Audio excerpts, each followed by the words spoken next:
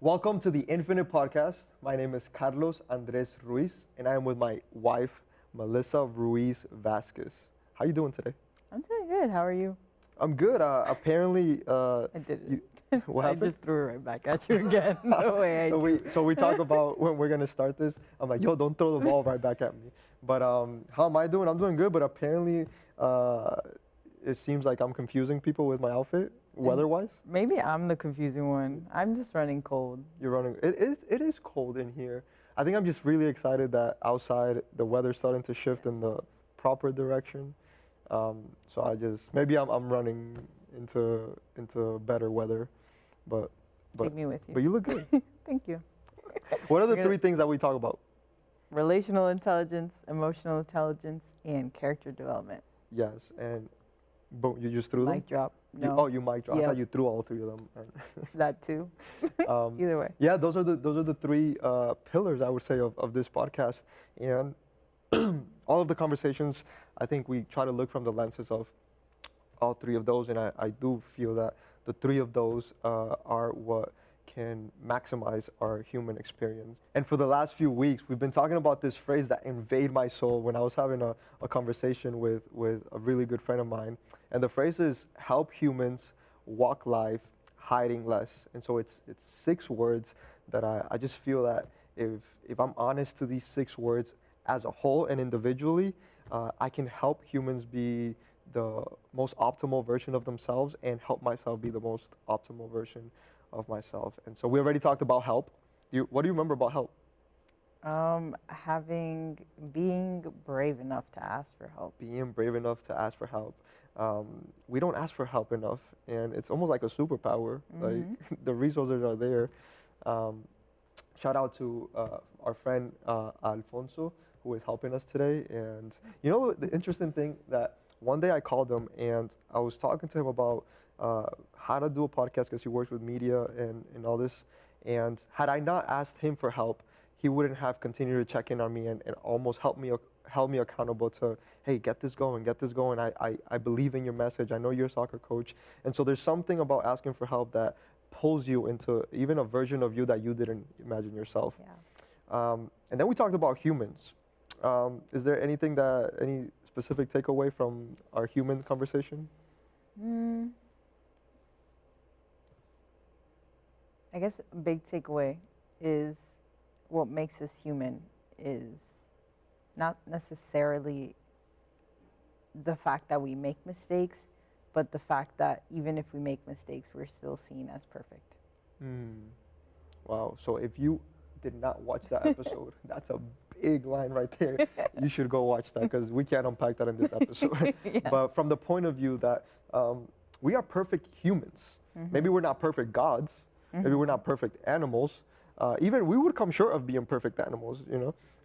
But we are perfect humans, and within our humanity is our ability to grow. And I think perfection maybe has more to do with our continuous growth spurts and within our shortcomings.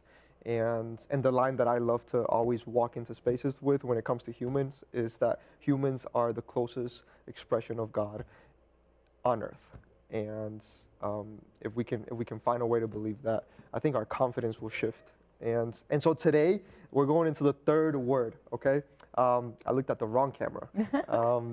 So today we're going to the third word. The third word is walk. When I was diving into these words and like all these words, I feel like they have a universe of their own. Walk really exposed me, you know, because I am so driven that I feel like mentally I'm always running. Yeah. And I believe in Jesus, and I love reading the Bible, and not once is Jesus found running. And so the posture of Jesus, the pace of Jesus, he changed the world and he walked the whole way. And if maybe we don't believe in Jesus, I'm sure everybody believes at least in Messi. Yeah. And if there's Everybody believes in Even Messi, whether Ronaldo you fans. like him or not, you believe in Messi. Yeah. And Messi is the player that probably walks the most in all of soccer. And so when I go into these 6 words and I dive into walk, I felt that there was a connection between your pace and your self-worth, your pace and your self-confidence. And I try to think like you don't ever see a queen running. You don't see a president running. I haven't seen Trump run. He only runs his mouth. um, but there's something about your position and where you see yourself that it allows you to have a composed pace. And so I want to dive into walk today. But you know what? Before we go into walk, we got to do our warm up. Yes, we do. What do we got for warm up today, Mel? Got our icebreaker question that I'll read. You're going to read it today? I can grab it. Okay. If you read, I answer. Yes. Well, we both answer, but you answer first. All right. What's your favorite thing to do with your friends? Have fun. What's my favorite thing to do with my friends? Walk. I have to think of who is my friend. You ever have like people that think they're your friends, but like in your category of friends, they're not your friends. They're Yes. just good people. Yeah. Friends. Which then leaves me with like, you're my best friend. Like I'll be doing everything with you. Yay. But then there's also like my players. Mm-hmm. I have a relationship with them in a way that we become friends, and the parents of the players. And so what do I like to do with friends? I really like to talk. What's your favorite thing? Oh, my favorite thing. Yeah. My Let's be favorite. specific. I love conversations. Mm-hmm. So it would probably be somewhere between conversations and food, or the collision of those both. There's nothing better than just eating good food and a good conversation. How about you? Yeah. No, that's. You stole mine. No, I'm just kidding. No, I like my best friend, Kiara. She knows. Like when we were growing up, all we would do is just, like, what is it that we say? Well, we would just just hang out. So that I guess like talking, eating, going into like drive-throughs because you're in high school and pulling up to Taco Bell. Yeah, and then those conversations lead to laughter, and Oh, I you love. do love to I laugh. love to laugh. You do love If you've to been laugh. watching this podcast, you know, Yeah. because I'll laugh even when it don't make sense. She laughs. She just laughs out of. That was good. Maybe it's I an wish I awkward laughed laugh more. sometimes, but Okay, so drive-throughs, laughter. La- If you had to pick one, I guess conversation could leads to laughter. yes, that leads to laughter. Okay, we can go with that. That was an easy one. That was one of the Yeah. easier ones. I guess we know what we like. Yeah, You know? we like to talk. Example, Exhibit Example A. right here. All right, so let's go back to our topic for today, which is walk. If you had to evaluate your pace, Do I have to? Like, what would you say you're on the fast side or on the slow side? Where's your pace? is there confused on there? They're confused. You're just like, you're not even walking. You're just like turning. Walking backwards, Walking jogging backwards, side shuffle. What is it? What karaoke's? Karaoke's. You're doing a full out warm up. That's Yeah. my whole life. No, I think because of I wanted to say because I tend to be a little more on the anxious side, that sometimes it's a little more fast. It's Okay. faster, but I wonder how much of that is running in place. Oh wow, So that's it. that is That's the the end of the podcast for episode. today. Do you ever feel like you're moving but getting nowhere? Yep. Is that how you feel sometimes? Yeah. Oh, for sure. Huh. Not like I say that like I'm not going anywhere in life, but Like you're going anywhere. Like you got 2 degrees. mhm. You got married. Yeah. You know, you're an amazing daughter and sister. You know, Thank you. but talk to us a little bit more, because I don't imagine that you're the only one that feels like I just moved so much, but I don't know that I progressed maybe. Yeah, I think because of the fact that you need to be you feel like you need to be progressing, you feel like you need to be doing something actively in order to see that progress instead of do something and let the progress happen. It feels like you might always be running because it's like, I did one thing, I'm gonna move on to the next thing, I'm gonna move on to the next thing. So like that can be fast as opposed to, I think walking is a little more of, okay, I moved, I did something, but I'm gonna keep going at this pace because I have to be patient and see where that goes. Um, so I would say I'm definitely a little more on the like running side of things, but at the same time, sometimes that running is pointless. Like if I'm trying to get all the way up the field, but I'm running across the field, I'm not gonna get anywhere. I'm not gonna get to where I want to go, but I'm running. And I think part of that is distractions. We've talked about this, but I think I often place everything. If I'm prioritizing, everything is one. Like, how can you prioritize? If I have 10 things to prioritize, but I put them all at number one, how am I going to get anywhere? That's tough, yeah. Yeah. So trying to figure out what I should be doing first. What's the 1.1, 1.2? Yeah. Okay. Which I guess you could just put at that point as 1, 2, 3, 4. True. But everything is. But that just is a one. good practical thing because you love calendars. You love to-do lists in a way that I have never experienced this. But do you feel like this is something to help you walk in a direction so that you're not flustered by the amount of things? Yeah, I think I have the tendency to forget a lot of things, but because something new presents itself, something that feels pressing or important, so then I essentially forget about the thing that I was like, for example, when I'm just at home, I'm like, oh, the dishes. And then I'm on my way to the dishes, I'm like, oh, the trash. And then I'm on the way to the trash, I'm like, oh, the recycling. And then so it's like, they're all important. And then I see something on the ground, and I was like, oh, I have to vacuum. And so it's like that, and don't laugh at me too hard, right? But it's okay, true. I see it every day. You do see it every day. Yeah. But that's like, I feel that's the constant. So that's like that running, but I'm not going anywhere because I'm still getting distracted by a new thing every time. And they all feel very important. I'm not going to say that they're not important, but they all feel like a priority. But if I don't create those lists, if I don't create that agenda, if I don't create an order, then it's like I'll especially feel like there's no time to do all the things that I need to do or feel I need to do. Does that answer your question? That was an example of. What was my question? I don't know anymore.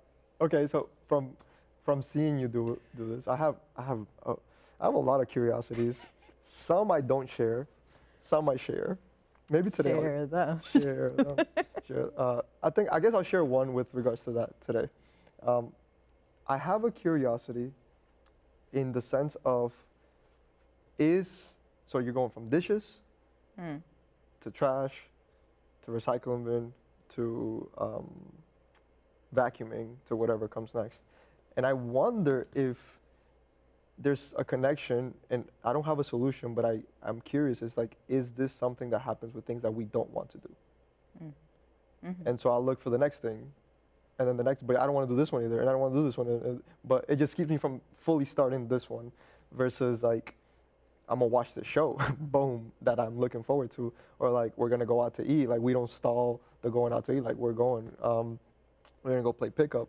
And so I wonder if there is a connection with that, but that doesn't fix it. That's just like an observation. I do think that something that I try to articulate is like, let's prioritize like what's most important today. You know, if we need the dishes for dinner, then we gotta run with the dishes. The trash will be later. And if we don't need to get rid of the recycling bin, that could be tomorrow, which allows us to walk through the dishes and allows us to walk through the trash. So I think prioritizing, I think you do a great job with lists. I'm like, how many lists can she have?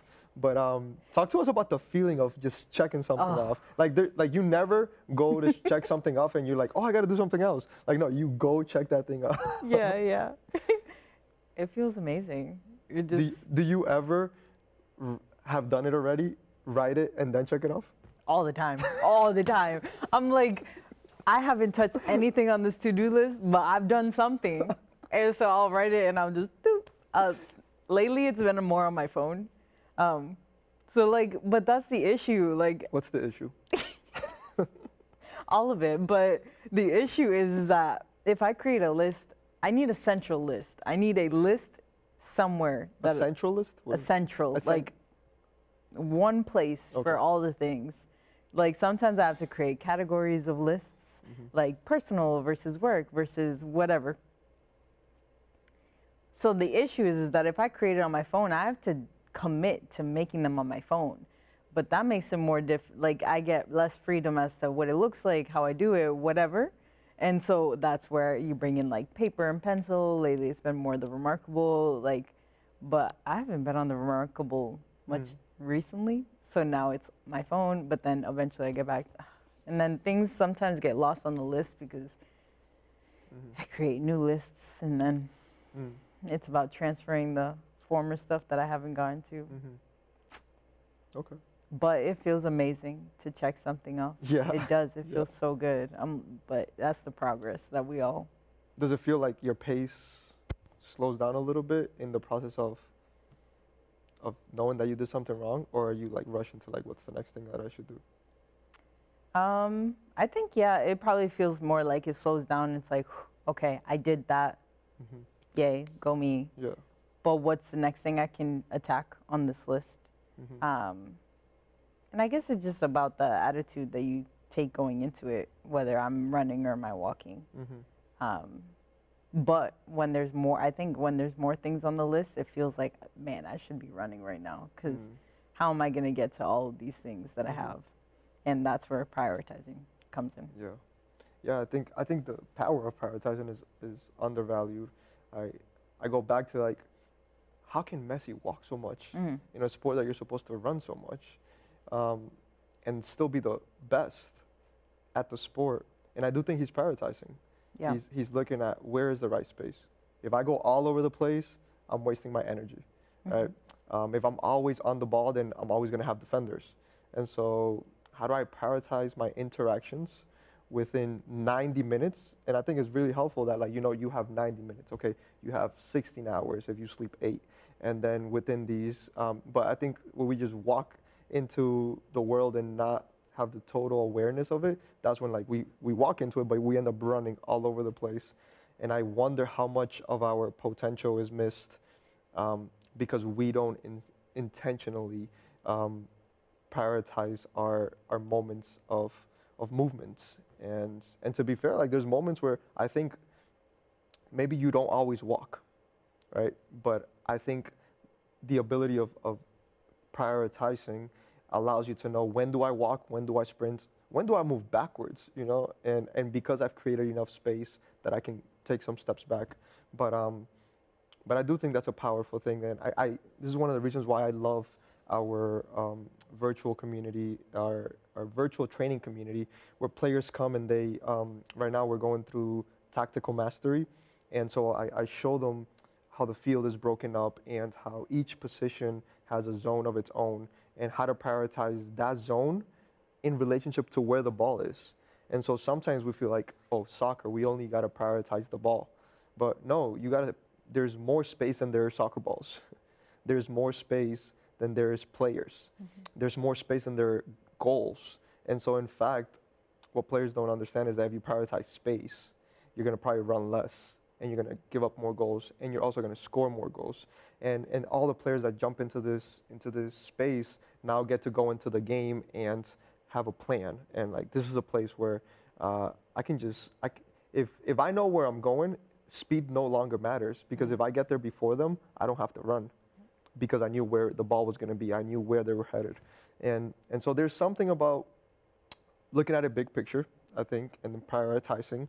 And I do feel that you hit on something of you get to like clap for yourself a little bit, which I think when we're more confident, uh, we're not as rushed.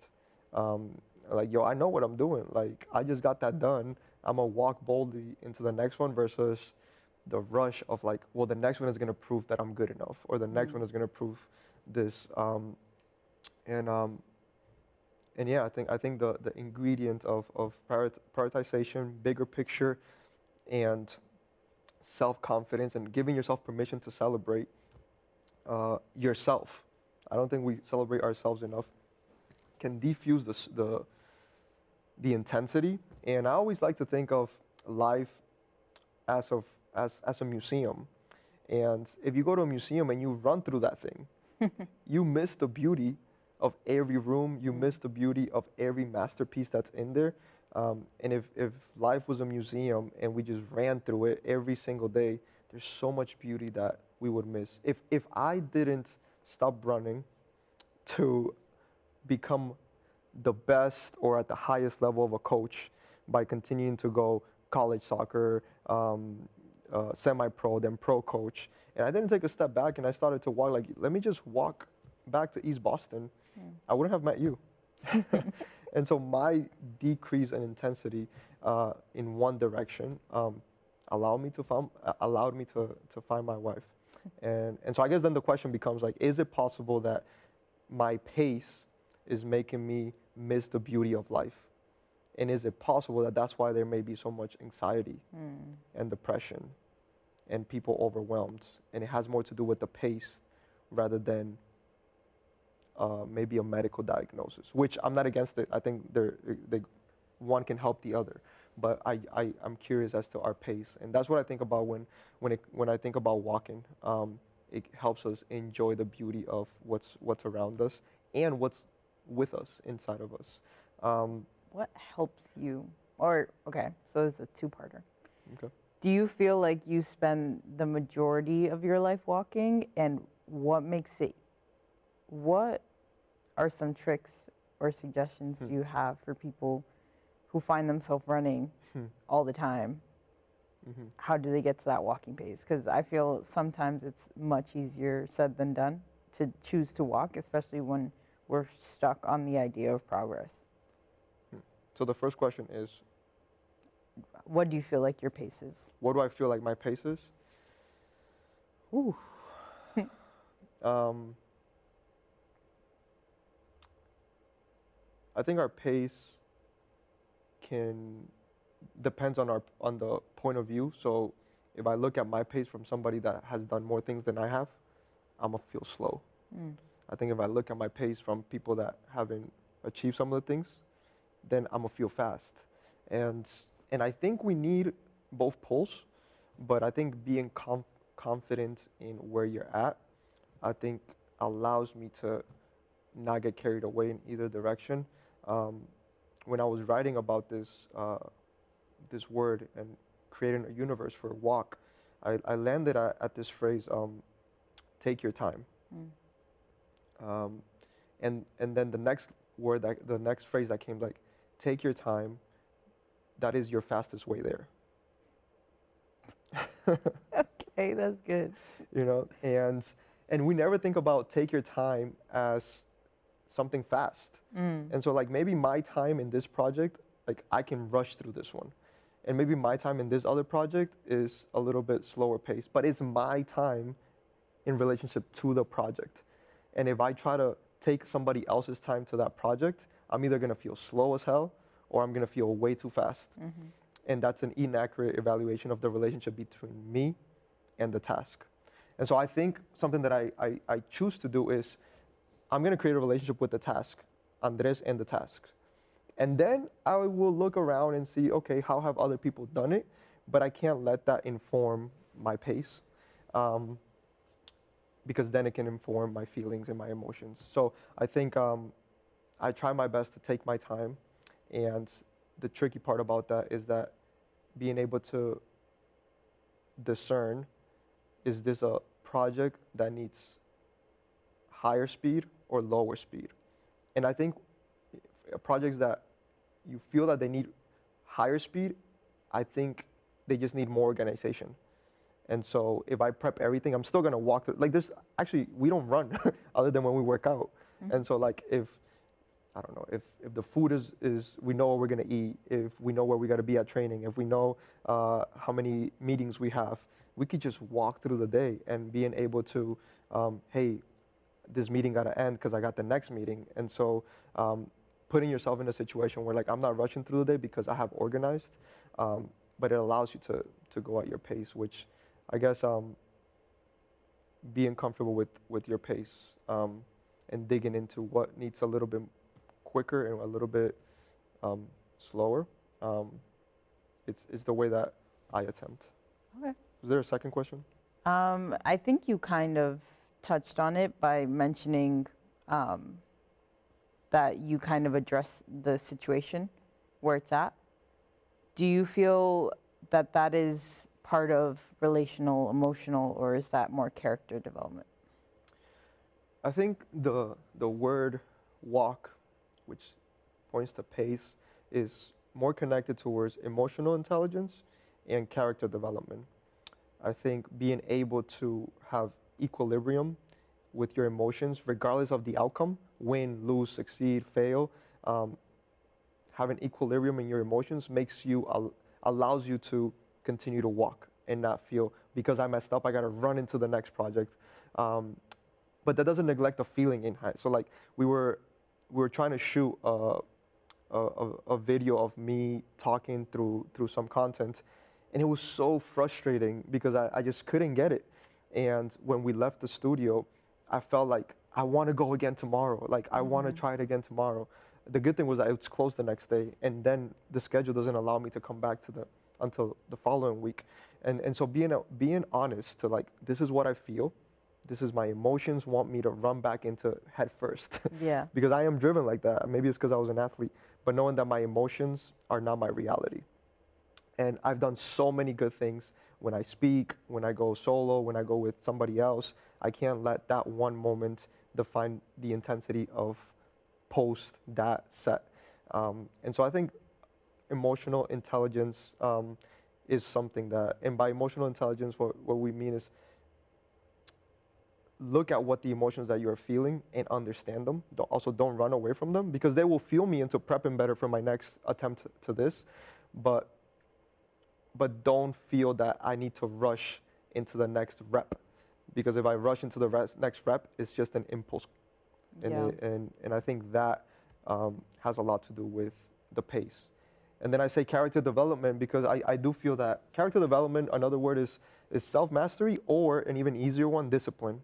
Mm-hmm. And I think when you are disciplined with creating a schedule or creating, um, uh, yeah, with creating a schedule, you can walk through life in a way that you're not feel like you're behind or you're ahead, and you get to really, hey, maybe somebody else is going quicker, but they have their own journey, and like if I really need to eat breakfast, I gotta wake up at this time. But if today is a day that I went to sleep later because my sessions made me stay up later, then I have to be okay with me factoring in that I'm gonna sleep an extra hour. And if I sleep an extra hour without having factored that in, I'm gonna wake up and I'm behind. Like the day's Mm-hmm. over. I can't do this, which then the pace starts to get fluctuated. And so character development has to do with that discipline. And as you asked me the previous question, I realized that there is something about relational intelligence Mm. that can get factored in, especially in being married. We have to uh, be considerate of each other's pace. And there's things that you do faster, and there's things that I do faster, and so it becomes. I wonder if there's a layer of when I help humans walk life hiding less. The walk may not just be for that person. If I tell one person to you got to go slower, then they're gonna start fighting with their significant other because Mm. yo you got to go slower. But I guess there's a pace for yourself, and there's a pace in your relationships. Mm. And so the pace between my parents and I may be a different pace between you and I and my sister and I. And so seeing it as a team, I think maybe like when you think of like high school soccer is a pace, club soccer is another pace, and because you're faster, it doesn't mean you have to inject that pace into high school. You got to live up to that pace. And so being aware of the humans around you, I guess to go back to the previous word, also informs what pace should you adapt to. And if they go faster, you might be walking into a little bit of a challenge that, hey, I'm gonna end a little bit more tired after this interaction or this project, but it's because I love this human that I'm willing to go. So it does hit all of those, but if I had to pick two, it would be emotional intelligence and character development. Cool. I think we'll wrap it up. We'll wrap it up. Yeah. Yeah, because we gotta, so that we can walk to our next thing. That's right. Yeah. We gotta cut this one. This I could keep going because I wanted to ask, like, from your point of view, what's my pace? I guess we'll end with that. From your point of view, what's my pace? Sometimes it feels like you're a full sprint. Like we're going 100-meter dash. Like, but I think because I know how driven you are, I know that that's just your default. Because I guess it specifically feels that way when you're working on projects, because it's like, this one's done, I have to focus on this one, and while you're already working on one, you're thinking about another one. And that's why it's hard, because you have to prioritize, you're multitasking, there's so many things to it. So sometimes it can be, and I'm guilty of calling you acelerado sometimes. So it's like sometimes you're like, this thing's done, this go. Like, but I think maybe it's because I'm not as efficient at scheduling as you are, because you're like, we have to do this, and that. If you end at whatever time, like if I had a meeting today, if you're going until whatever time, we can't do this. So your ability to prioritize, see how much time that's going to take beforehand, so that you don't fall into that cycle of rushing or showing up late places and stuff like that. So, and we underestimate the like call and cancel one of them, so you're back on track. Yeah. The world's not gonna end. And if you've had a real relationship with them, they will understand on the other side. So yeah, I think everybody has their own pace, but I think the beautiful part of being able to coexist and finding each other's pace and having empathy for each other's pace is a really, really beautiful thing to embrace. Challenging, but beautiful. So yeah, we'll close with that. Thank you for doing your best to cope with my pace, even when I don't consider other people's pace. I think it must be so difficult for you, because I have to consider so many people's pace in everything that I do, and it could almost feel like sometimes you're like, but I'm the one closest to you. Can you consider mine too?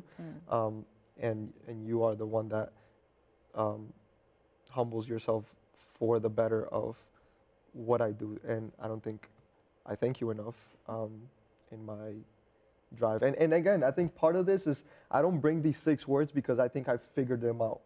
I think I bring these 6 words because it's part of me hiding less. It's part of me, I'm also in this process of asking for more help, understanding what the human underneath looks like, and how to have a pace that is honest to who I am and to who we are as a relationship. But all right, thank you so much for doing this with me. This was so much fun. Thank you to our guy Alfonso, one of our good friends, and actually because of him, this podcast is actually going. So thank you, Alfonso, and then M, always there, loyal with us, and cool. We'll see you guys next episode.